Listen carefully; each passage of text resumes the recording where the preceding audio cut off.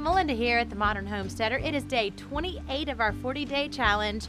Today is a day of discouragement and planning. Let me show you what I mean. Let's start with a little bit of encouragement.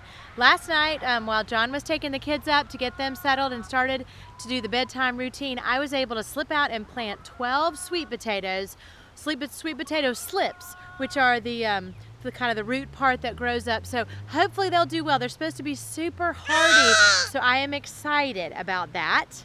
After very close inspection, I believe out of all of those carrots I planted in the blazing sun 2 weeks ago, I think we have 2 that made it.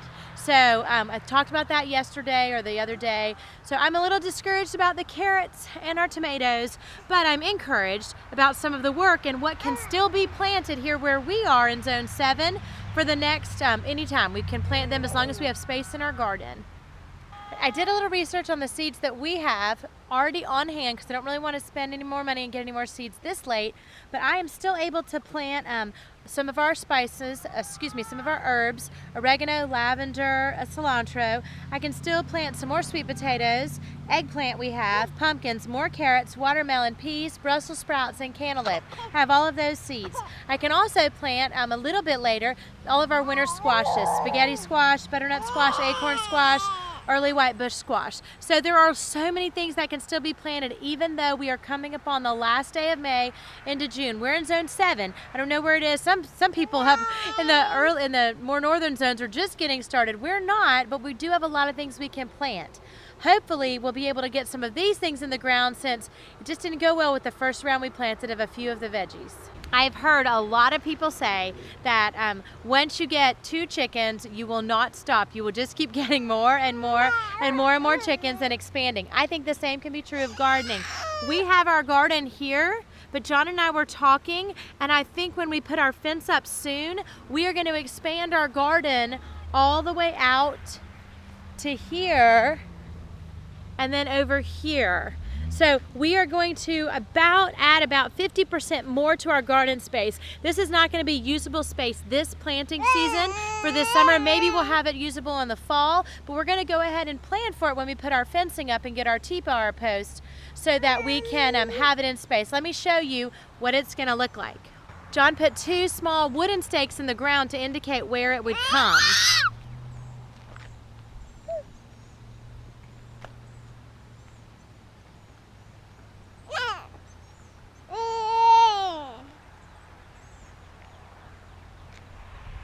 Another thing we just ran out of time for the other day that we're gonna try and work on a little bit tonight, and hopefully you can see it in tomorrow's video, if not the next day, is using some of the wire we have on hand to make some taller, more sturdy, more durable tomato cages. We have some welding wire, which is what is recommended. It's just not as tall. Ours, I'm not sure. It might be, it looks like ours is 3 feet. I think we'd want about 5 feet.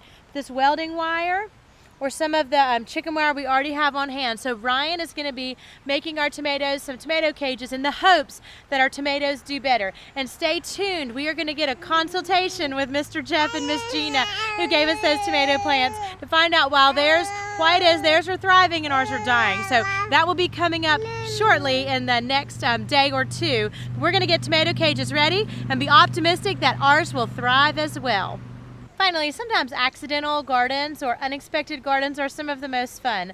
I don't know how well it's going to transplant, but we're going to try it. We almost always have at least a few veggies that come up in our compost bin, and the same is true again this year. It is thriving in our compost bin, but it won't do well. The chickens will just get it if we don't take care of it. So we may end up moving it into our garden fence area, but here are our volunteer veggies. Look at them. Doing great.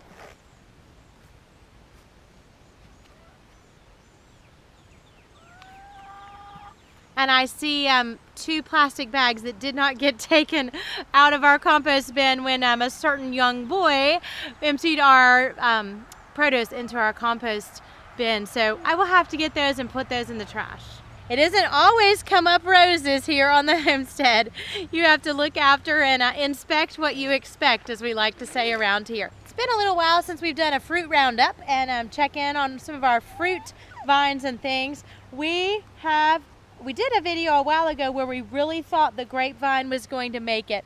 It's not. It is dead. It is definitely dead. So now we have to call the company where we got it. I won't mention their name yet, but they have a 100% guaranteed to grow. So I'm hoping they will be good on their razzmatazz grapevine that we got, because it is not going to make it. It is all done. Fortunately, all of our other berries are doing fantastic. This is a different variety of blueberry here that Ryan and Katie helped me plant. It's doing great. Our path is still looking good and weed free, and these blueberries are looking great. All 4 varieties now have berries that are beginning to come.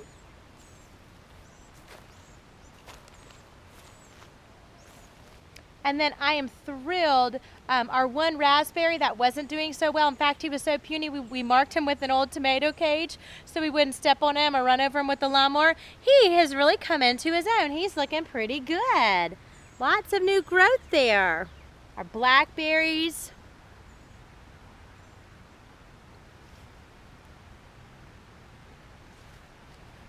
We may have our first munching problem. It looks like some of our raspberry leaves may be getting a little bit munched. So I will have to figure that out, see what you think.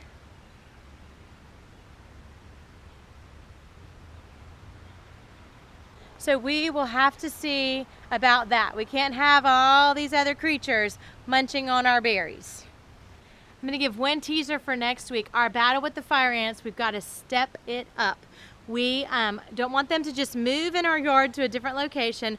We need for them to be gone, because during times of drought where we live, the fire ants will get their water or get their water source from the roots of the vegetable plants, and we have fire ants in our mulch. So we're going to be talking about some options, what we've chosen to do, and we're going to put it to the test starting next week. I'll let you know. It's just a little teaser. Well, this is Melinda signing off. We will see you in the morning when we try and solve our tomato question. We try and get some of those newer seeds in the ground, and we begin making up some cages for peppers and tomatoes.